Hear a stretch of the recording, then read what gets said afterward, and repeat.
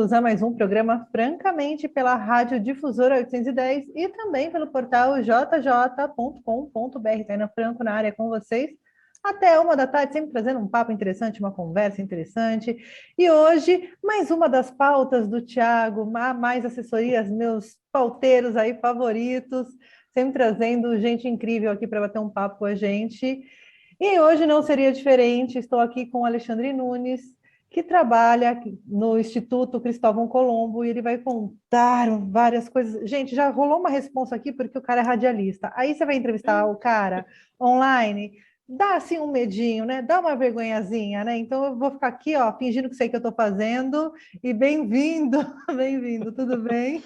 Tudo bem, Taina, obrigado aí por estar com a gente.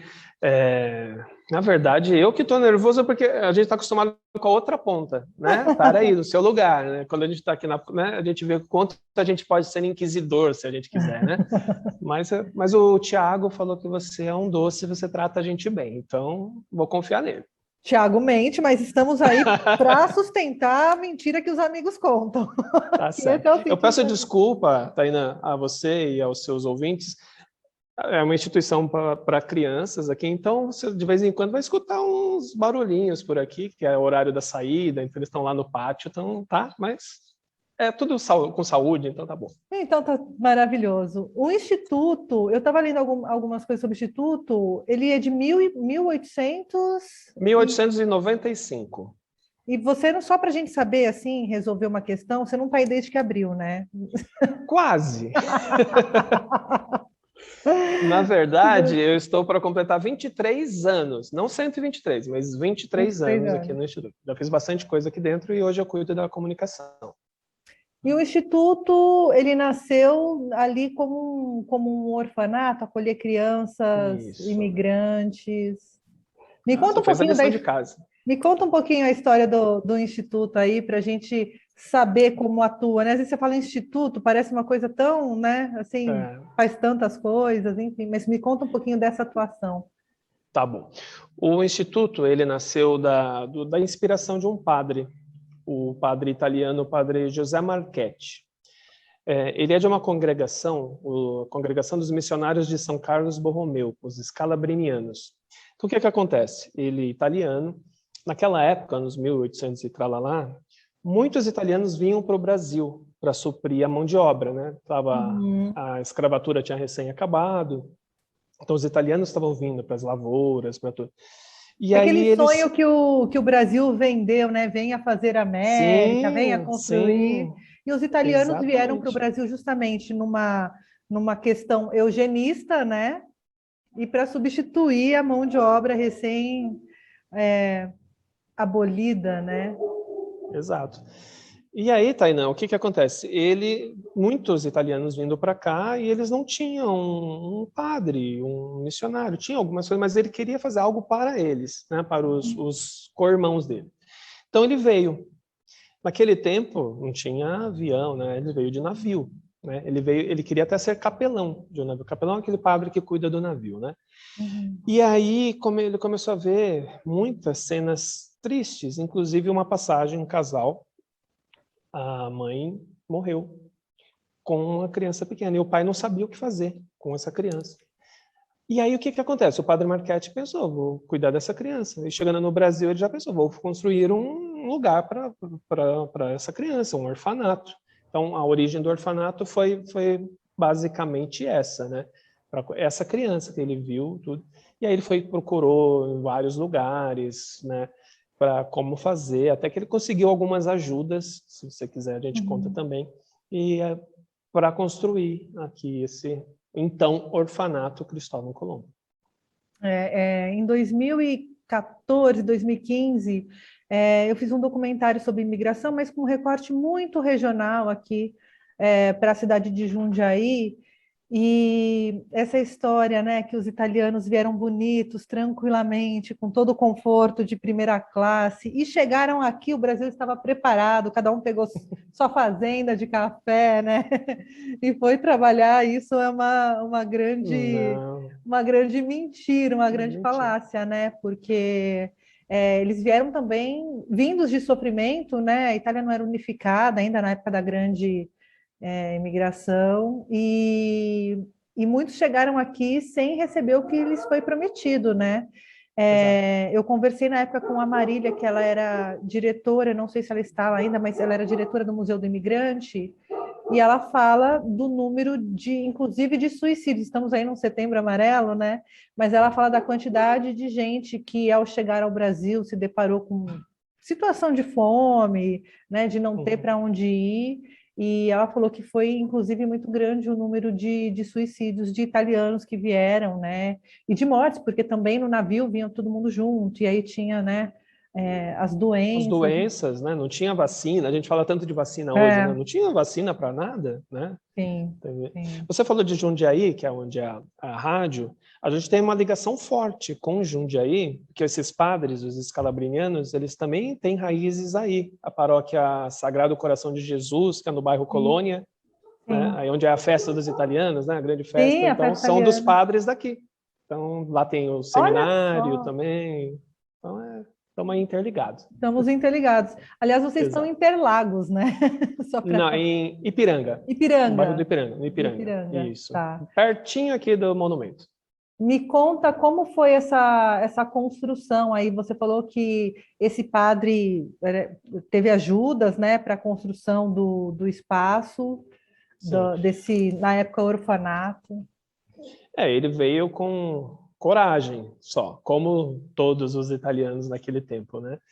E ele conseguiu uma ajuda importante de um conde, ele é bem conhecido aqui no Ipiranga, o Conde Vicente de Azevedo. Então, ele era um grande benfeitor de obras religiosas. Então, o Ipiranga quase todo, ele tem várias instituições que tratam tanto de criança quanto de adulto, de idoso, para várias coisas. E ele cedeu um terreno. O dia que você tiver a oportunidade de conhecer pessoalmente aqui, você vai ver que aqui é um lugar enorme, né? No começo ele não doou todo esse terreno, mas aos poucos o padre foi conseguindo. Mas o Conde Vicente de Azevedo, ele doou material de construção, tudo. Então, em quase um ano, se levantou parte do Instituto, do orfanato. Então, aqui, naquele tempo, foi muito rápido, Sim, né? sim. E a gente tem um espaço similar na Vila Prudente, que é outro bairro aqui de São Paulo, na Zona Leste, que naquele tempo era tudo separado, né? Então, aqui o Ipiranga ficou para os meninos, e na Vila Prudente ficou várias meninas. E o padre ficou à frente aí desse instituto até quando? Até quando? Menina, nem te conto. Você acredita que um ano só ele faleceu? Ele faleceu com 27 anos. Mentira! Com 27 anos, ele... Cumpriu a jornada dele aí de levantar esse espaço. Até o fim. Eu digo até o fim porque ele foi num cafezal e escutou um choro dentro de uma casa, de um barraquinho. E aí ele entrou na casa, a mãe da criança morta e a criança abraçada a essa mãe. E aí ele pegou e trouxe para cá. E só que ela estava com febre tifoide, que matava muito naquela época. E aí o padre Marchetti veio a falecer em 14 de dezembro de 1896, quase um ano depois da fundação daqui. Na verdade, nem estava terminado totalmente, né? Então, o padre Marchetti foi o que abriu o padre Marchetti tá, deixa eu ver se eu consigo apontar, que eu sou péssimo de coordenação motora. Aqui, né, na pontinha, aqui em cima onde eu estou, aqui está longe para vocês, mas para quem está vendo na live, né? Quem está na rádio não está vendo. Mas tem todos os diretores que passaram, então o padre Marchetti foi o primeiro, mas quem ficou aqui quase 30 anos levantando, de fato, foi o padre Faustino Consoni, também italiano. Ele que conseguiu levantar, de fato, o Instituto. E aí, à época, o orfanato. E o Instituto ele foi orfanato, aí teve esse novo padre que, né, conseguiu aí continuar o trabalho. E quando encerrou esse trabalho de orfanato, quando o Instituto mudou? Ou ainda tem essa característica? Não tem mais. O orfanato ficou até anos 60, né, mais ou menos. Depois virou um abrigo. né, ele tinha uma característica um pouco diferente. Ele começou a ter famílias, né, as crianças começaram a ter famílias, só que eles passavam quase que o ano todo aqui. Então, nas férias, eles iam para casa, né? Então, julho e dezembro, nem todos, alguns ficavam direto, né? Porque depois que deixou de ser orfanato, a gente começou a cuidar exatamente de crianças em situação de risco, né, e vulnerabilidade social. Então, elas ficavam quase que o tempo todo, mas eles tinham vínculozinho. Conforme foram passando os anos, as décadas, aí começou a se abrindo um pouco mais. Aí as crianças começaram a ficar durante a semana. Aí iam embora na sexta-feira, iam para suas casas, por mais humilde que seja, né? Por mais um vínculo familiar Para ter com a essa convivência avó. social, familiar. Exato. E aí, em 2010, devido a várias mudanças na lei, em legislação, a gente fechou o abrigo. E aí a gente ficou funcionando das 6 da manhã às 6 da tarde. Então, trabalhando com crianças também, né? Prioritariamente migrantes, né? Que nosso foco desde a origem é a migração, são os migrantes, mas atendendo crianças e adolescentes. Então, como que funciona hoje? De manhã funciona uma escola aqui dentro, é uma escola estadual que a gente tem uma parceria, né? Então, vem a escola estadual, ela cede os professores, a gente cede o espaço. Eles dão as aulas e vão embora. E aí o instituto, ele pega como o contraturno escolar, então o almoço e em diante, e várias atividades, percursos, oficinas e por aí vai. E essas crianças e esses jovens migrantes, como você disse, a gente começa lá com os italianos, mas quem são essas crianças, né? Elas também estão em vulnerabilidade social? Quem são essas famílias que as crianças frequentam esse espaço?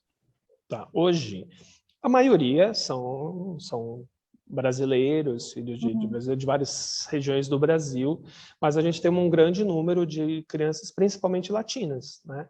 Bolivianos, peruanos, venezuelanos. A gente acompanha, né, as diversas crises que os nossos irmãos vizinhos aqui estão atravessando, né? Então, a gente atende bastante esse público também. Os mesmos padres que cuidam daqui, cuidam também lá da paróquia que eu falei, no bairro Colônia e Jundiaí, também tem a Missão Paz, que é no Glicério, lá no centro de São Paulo, que cuida dos refugiados também, né, os haitianos, os nigerianos. Então, a gente também tem uma parceria com eles mandam algumas crianças latino-americanas também para cá, para passar o dia. Então, eles pegam a parte da escola parceira nossa de manhã e ficam à tarde, agora até as 4. E a gente voltou faz pouco tempo, né? Por conta da Ia te perguntar pandemia. isso, né? Como vocês ficaram durante a pandemia? Porque as pessoas, elas não se paralisaram, né? Sem fome, sem sede, sem as suas necessidades vitais durante esse último ano e meio aí. Como que foi o trabalho do Instituto aí nesse período? A gente focou muito para não perder o vínculo, né? A gente focou muito no que a gente está fazendo aqui. Então, os educadores mandavam atividades, gravavam vídeos, faziam lives, né? As nossas redes sociais a gente tentava movimentar né? Mas lógico que isso não enche barriga, né? Então a gente conseguia várias parcerias, que é uma coisa que a gente tem, graças a Deus a gente tem, mas a gente precisa também bastante, porque o Instituto ele sobrevive de aluguéis, basicamente, né? Ele é uma instituição filantrópica, né? Então você sabe bem como que funciona. Então a gente tem alguns imóveis que dão recurso para pagar os funcionários, para alimentar, né, as crianças. Então, alguns parceiros fizeram campanhas de arrecadação de cestas básicas, tudo. A gente conseguiu também alguns recursos. Então, a gente dava cestas básicas para os mais vulneráveis. A gente não conseguia, às vezes, atender todos, né? E a gente tem a Daniela Albuquerque, que é a apresentadora da Rede TV, ela há mais de uma década, então quando é Natal, Páscoa, ela vem dar brinquedo, ovo de Páscoa, panetone. Então ela mandou nas Páscoas os chocolatezinhos, sabe? Assim, então alguma coisa a gente conseguia fazer. Então uma vez por mês eles vinham buscar esses alimentos, kit de higiene. E aí aos poucos, conforme a escola, né, o estado de São Paulo foi retomando as atividades, a gente foi retomando com eles. E agora essa semana, inclusive, a gente voltou com o CCA, que é o Centro para Crianças e Adolescentes, né, que é a nossa parte com eles. E aí, e essa volta, como tem sido? Porque Até tive uma conversa com o próprio Tiago, que está com a escolinha de skate lá em Bariri, né? Grande trabalho. Grande trabalho. Tive muitas conversas durante essa pandemia aí, com professores, tanto de rede particular quanto de rede pública, naqueles impasses, né? Volta, não volta, vai ter Enem, não vai ter Enem. E uma coisa que eu percebo é que a preocupação da criança, do jovem, perdeu o vínculo com a escola, né? De ter essa evasão escolar pós-pandemia por muitos motivos, assim, desde crianças que se desinteressaram, né, que perderam isso na rotina, até crianças e jovens que se desconectaram e foram trabalhar e foram fazer outras atividades para ajudar no sustento da casa, né? Como que foi esse retorno de vocês recebê-los? Está recebendo todos que estavam sendo atendidos antes? Esse número mudou? Como que tem funcionado? Como o Estado, né, a escola que funciona aqui, ainda não abriu totalmente, não está 100% ainda, então a gente ainda não, a gente está recebendo o público que está vindo para a escola, né? Então a gente acolhe essas crianças.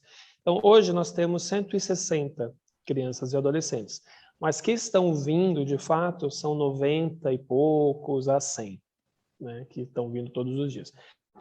Graças, acho que um pouco ao trabalho que a gente fez na pandemia de interação, de mandar vídeo, então a gente conseguiu manter parte desse vínculo. Então, a evasão, graças a Deus, a gente não teve. Nossa, que bom. Que boa notícia, porque isso é uma grande preocupação, né?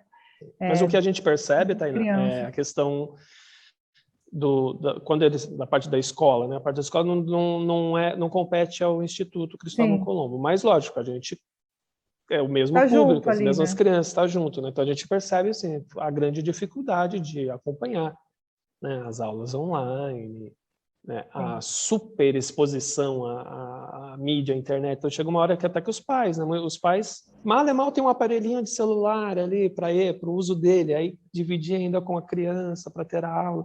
A gente Que percebeu que isso foi foi um difícil. grande problema também, né? Porque a Muito. gente, de um lugar privilegiado, olha e pensa que, olha, todo mundo tem internet, internet é o lugar mais democrático. E a gente esquece, né, por alguns instantes que sim, embora pareça muito democrático, tal, a gente está falando de empresas privadas que prestam serviço e a gente está falando de uma população que não tem acesso, né, à internet. 54% da população, eu lembro de ter lido uma pesquisa, 54% da população brasileira não tem acesso a dados móveis mesmo, e consideram o WhatsApp internet, né? Que é mas aí para assistir uma aula, para baixar um conteúdo, não tem esse suporte, fora equipamento, né? Às vezes é um celular na família, um computador na família, né? Quando tem, né? Quando tem. E eu li também que o Instituto tem uma horta orgânica. Exatamente, a nossa menina dos olhos, vamos dizer assim. A gente tem muito orgulho de um espaço que a gente tem, um espaço grande. A gente planta mais de 1000 mudas mensais entre várias coisas, né? Alface, almeirão, beterraba, escarola, enfim, muita coisa. E toda a salada que as crianças e os funcionários comem aqui, né, no Instituto vem dessa horta, né? Tem um funcionário dedicado para isso, né? O Kleber, ele cuida com muito carinho também, né? Vocês, quando conhecerem o Instituto mais, vocês vão ver que todos nós, a gente cria um vínculo que vai além do vínculo profissional. Lógico, a gente está aqui, nosso salário, a gente é registrado, tudo bonitinho, mas a gente cria um vínculo. Como eu falei no começo, eu estou aqui há 23 anos, eu tenho 42 de idade, então mais da metade da minha vida foi aqui, né? Sim. E essa horta reflete muito isso, assim, porque você vê o tamanho das folhas, sabe, o sabor que elas têm, assim, é uma delícia, é uma delícia. E as crianças aprendem muito a comer a salada aqui, né? Porque o brasileiro, de modo geral, não tem muito hábito, não é barato. Não é né? barato. Então, entre você comprar 1 quilo de arroz e feijão e pegar um pé de alface, você vai escolher o arroz e feijão, que é o que vai te sustentar, né? Mais, né? Então, aqui eles pedem, repetem, Que né? legal. É muito gostoso. E a gente tem que lembrar também que comida industrializada, dessas ultraprocessadas, elas são muito acessíveis, né? Às Sim, vezes um miojo é mais acessível, muitas vezes, que um pé de alface, né? verdade. Então Mas, também né, tem as essa. crianças voltando aqui, você precisa quase, eu não tenho um número, mas assim, eu chutar assim, mais de 75% voltou bem obesa. Assim. É, E não é porque se alimentou bem, né? Tá, é justamente o contrário. Né? A falta de- de atividade física, aqui a gente tem um enorme pátio para correr, para brincar, tem bicicleta, tem 2 quadras, tem um monte de coisa.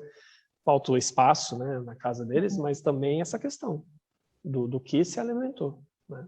e a obesidade infantil já é um problema no Brasil já há muito tempo, né? As crianças cada vez, Exatamente. as crianças com mais privilégios, né, dentro de casa, sentadas na frente do computador, porque não pode brincar na rua, porque tem movimento, porque tem violência. São muitos fatores aí que mudam o comportamento de uma criança, né? Mesmo o espaço físico, né? As casas menores, apartamentos menores. E quando tem um espaço para brincar, aí, Nossa. aí é a alegria da galera. Quando eles chegam aqui, 6 e pouco da manhã, assim, normalmente eu acordo mal-humorado, né, e sonolento, Bem-vindo ao né, meu né? mundo. Se você não Não acordasse é? assim, Eu não acho gente lógico. boa quem acorda de bom humor, não, Nossa, mas eu tudo tenho bem, isso medo. fica pronto, né? Essas pessoas me assustam. Acordou de bom humor, feliz da vida. Verdade. Aquela pessoa que acorda às 5 da manhã vai treinar, me assusta. Eu acho que essa pessoa Não, tem problemas de desvio de não, caráter. com certeza. Então, elas chegam aqui e correm, parece assim, soltou a boiada, sabe? Assim, e vão correndo, e vão brincar, e vão pular. Porque o espaço, você olha para ele assim, é convidativo para isso. Tá? Brincar, para ser criança, né? Para Uhum. realmente ser criança.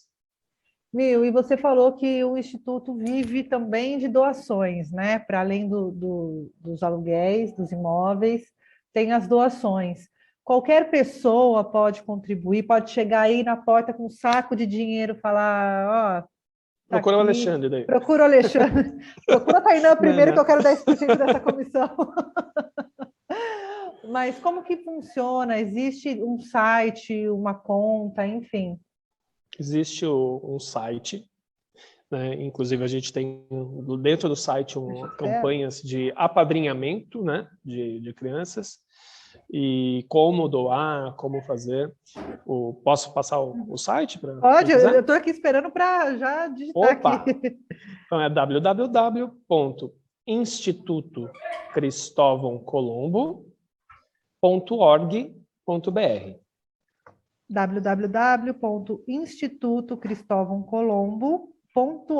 www.institutocristovãocolombo.org.br. E ali Isso. vai ter todos os caminhos para você doar, para você participar, até para conhecer o Sim, também. Instituto Durante a pandemia, né, nesse momento que a gente está evitando um pouco a questão da da visitação. visita. A gente tem muito ex-interno, por exemplo, que estudou na escola e ficou internado Uhum. aqui, né, por muito tempo. Então, quando vem, chora e lembra dos diretores aqui atrás. Ah, esse aqui me ajudava tanto, esse aqui não sei o quê. Então, só que a gente deu uma freada para evitar o máximo de Sim. gente, né? Então, a gente tem que ter o mínimo possível. Mas em tempos normais é super aberto, né? Acho que a gente gosta de mostrar, né? A gente gosta de Uhum. mostrar o serviço, a gente gosta de mostrar o trabalho. E o projeto de doação pode ser dinheiro, pode ser em gêneros alimentícios, pode ser apadrinhar uma criança, né? Ah, criança tal gosta de veste tanto, gosta de uma boneca Entendi. tal, não sei o quê. Então, como quiser. Várias Como quiser, formas a de gente tem contribuir, né? várias formas. Lá no site tem bastante coisa. Se quiser também nas redes sociais, é tudo Instituto Cristóvão Colombo, no Instagram, no Facebook, no YouTube. Para quem está nos Também é ouvindo fácil. pela rádio ou pelo Spotify, anota aí, ou corre lá no YouTube que eu vou deixar tudo linkado no Eba. vídeo, porque se você está ouvindo, vai lá no YouTube, no canal do Francamente, olhar o rostinho de nosso convidado, ver as fotinhos aí dos padres que ele está falando, entendeu? Isso. Tem tudo. Vou mostrar aqui. Essa aqui é uma revista comemorativa que a gente fez quando a gente fez os 125 anos, ano passado, né? Então conta bastante. Depois eu vou arrumar um meio de te mandar, Tainá, para você. Quero. Alô, alô, Tá? Thiago. Eu te passo meu endereço, a gente já combina Aí aí. tá aqui. Tem até o número da conta, aqui caso alguém queira contribuir com o dinheiro, tem tudo aqui. Depois eu passo direitinho para você. Então, gente, ó, www.institutocristovãocolombo.org.br, lá você pode conhecer um pouquinho mais do trabalho. Eu perguntei da visita, nós ainda estamos numa pandemia, embora a galera já tenha desencanado da pandemia, ainda estamos aí vivenciando, né, a fase delta do coronavírus. Sim. Agora é 2020, ano 2, né? Não acaba nunca. O ano que não acabou, né? Mas a gente ainda precisa ter os cuidados, máscara, né? Não ficar aglomeradinho ali. Eu sei que bate a saudade das pessoas, todo mundo quer se abraçar, se beijar, mas ainda, né, requer cuidados para que isso passe logo e a gente possa visitar o Instituto, comer o quê? Comer uma saladinha orgânica diretamente do Instituto. É verdade. De vez em quando a gente posta lá as fotos. Estou para colocar uma beterraba de quase 1 quilo. Uma beterraba de quase 1 quilo. A gente tem que pesquisar se isso entra no Guinness, né? Porque, imagina. Pode ser até. Pode ser. Olha só. Alimentos orgânicos, gente. Vamos prestar atenção nisso e dar uma olhadinha na lista de agrotóxicos aprovado pelo governo aí, ficar de olho no que você está comendo. Agora. Pois é. Nenhuma salada é tão boazinha quanto parece mais. As nossas são, eu garanto. A do Instituto é. Vocês vendem o excedente? Tem alguma Na verdade, não tem excedente, assim, mas, por exemplo, quando as crianças não estavam aqui, a gente doava, né? Como a gente vira e mexe consegue também, a gente é tão ajudado, então acho que vale a pena também a gente ajudar quando a gente pode. Então, lá para a Missão Paz, lá no Glicério, para a casa que cuida dos refugiados, né? As famílias também muitas vezes receberam também um pezinho de alface, uma escarola. Cada família que vinha buscar uma cesta básica, a gente também já dava também um pouquinho de salada para. E a gente também de vez em quando. Podia ser mais, viu, padre? Mas de vez em quando a gente ganha uma salada. Libera a salada, padre. Libera a salada. A gente está falando aqui bastante do Instituto, contando um pouco deste trabalho, né? Que é um dos seus trabalhos, porque eu abri aqui o programa falando que estou falando com um radialista. Me conta um pouquinho me conta do seu programa, homem. Esse sim é um trabalho voluntário, sabe? Eu entendo. Desse trabalho voluntário, sim, é mesmo que o meu. Então, desde 2014, você vê que eu fico tempo nos lugares, né?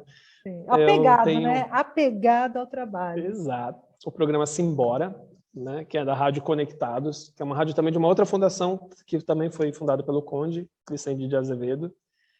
A FONSAI, né? Rádio Conectados é um projeto da FONSAI, Fundação Nossa Senhora Auxiliadora do Ipiranga. E nesse programa, na verdade, assim, vou voltar um pouquinho antes.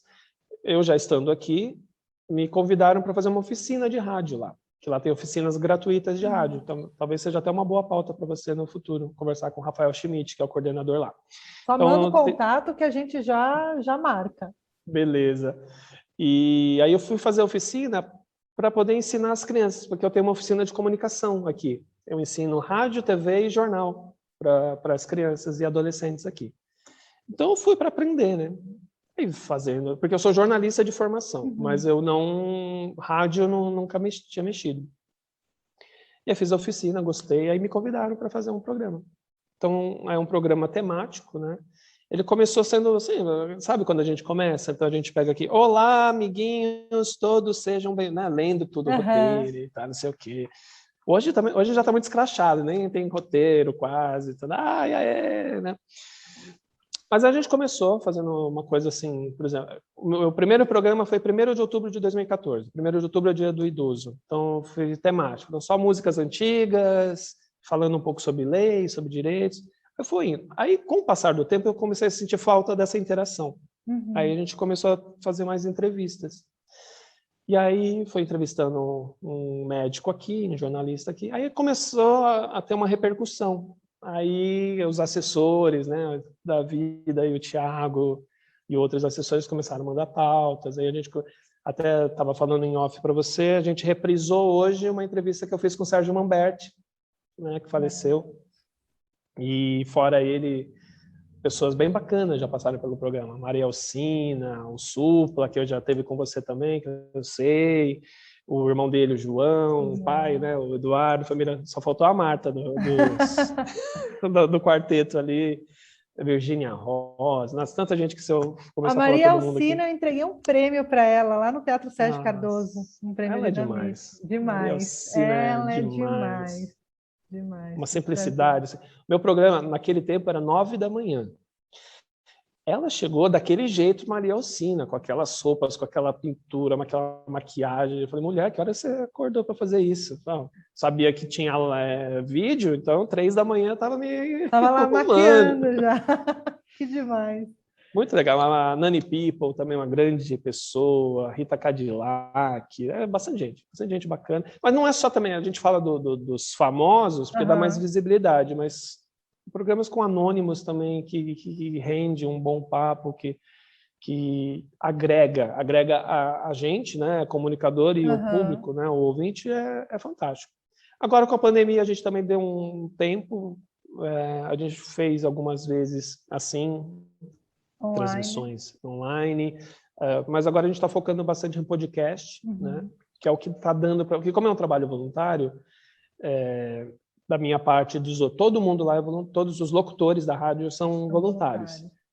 Tem os funcionários que são da parte técnica, tudo, né? Então, ficou um pouco mais complicado para todo mundo também, né? Para fazer... Porque precisa ter um mínimo de estrutura, né? Você está aí na produtora, você tem a sua estrutura. Eu estou no trabalho, então no meu trabalho dá para fazer, mas em casa já é mais complicado. A gente faz aquele espírito Glauber Rocha, né? Uma ideia na cabeça e uma câmera na mão. Só que, na verdade, aí a gente tem que ficar fazendo uns investimentos. Aí... Nossa, sumiu uma aqui, será que não é? Eu tô aqui, não tô vendo agora. Essa eu tenho nota. Mas e como é isso mesmo. Você falou de podcast, né? Podcast nada mais é que uma rádio, né? Na verdade, eu falo que todo conteúdo de rádio pode ser um podcast, mas nem todo podcast é um conteúdo de uma rádio, né? E durante a pandemia teve um crescimento desse consumo tanto de rádio mesmo, né? No dial mesmo, quanto dessas conversas mais longas, né? A gente viu uma ascensão de podcasts agora aí no último ano, que foi impressionante, né? Verdade. Até a gente aqui no Instituto, a gente começou a fazer também podcast. Até uma forma de manter o nome Instituto Cristóvão Colombo em todos os lugares, né? Então, a gente pega pessoas... Por exemplo, a gente entrevistou esses dias uma psiquiatra para falar sobre criança também, né? Sobre comportamento, sobre a pandemia. A gente tem a equipe psicossocial, que de vez em quando grava alguma coisa também. Né? Então, são os especialistas, né, que a gente fala. A difusão de conhecimento nunca é demais, né? Quanto mais a gente ocupar os espaços, né? E provocar essas conversas, né?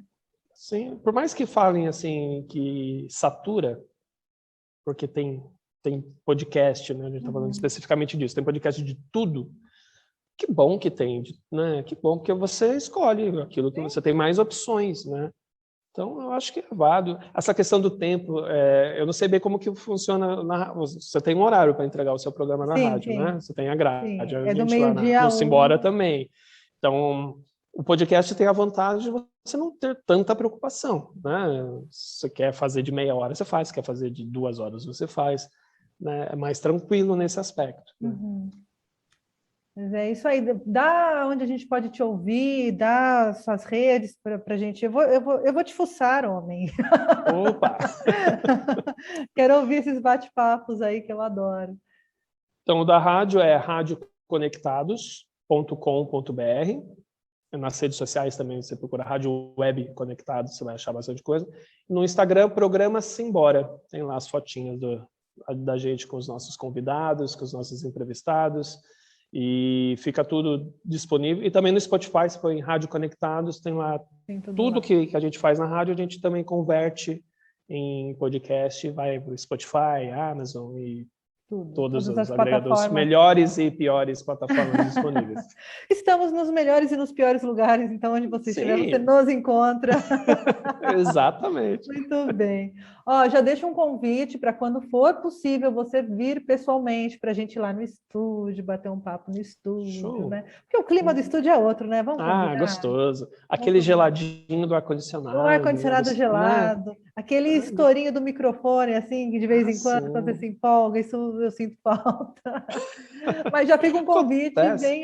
venha a Jundiaí, participe de uma festa a festa italiana, Que é fantástica. que é fantástica. E já te Tomara que acabe agradeço. logo tudo isso, Nossa, né? Para a gente veja a poder hora. fazer tudo isso. Você também ir-nos embora aqui no Ipiranga, você vai gostar. É uma rádio web, você fala, nossa, é uma rádio, tá bom, é uma web. Mas você vai ver a estrutura.